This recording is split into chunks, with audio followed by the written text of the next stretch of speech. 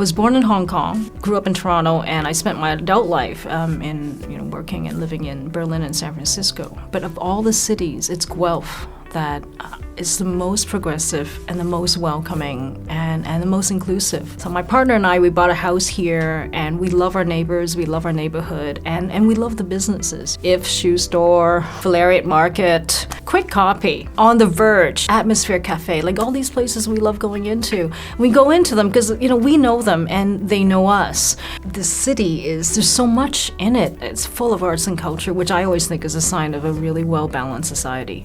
The best piece of advice I've ever been given was from Maestro Günther Herbig, who was a former music director of Toronto Symphony. And I was asking him, what should I do? Can you give me some direction to my career? Help me, right? And all he said to me was, just go out there and do it. And you have to picture this, it was 80s, and here's this short Asian girl who wants to do something so unusual.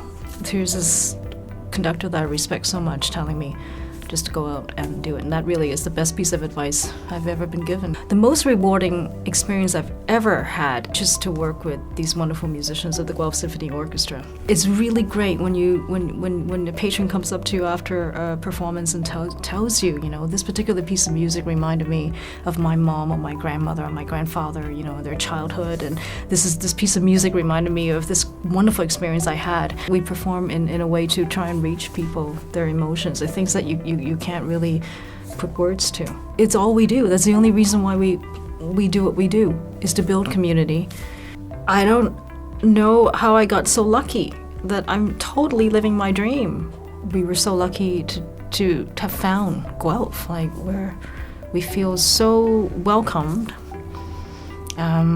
We didn't ever think that we would find a community that was so open and so, so warm.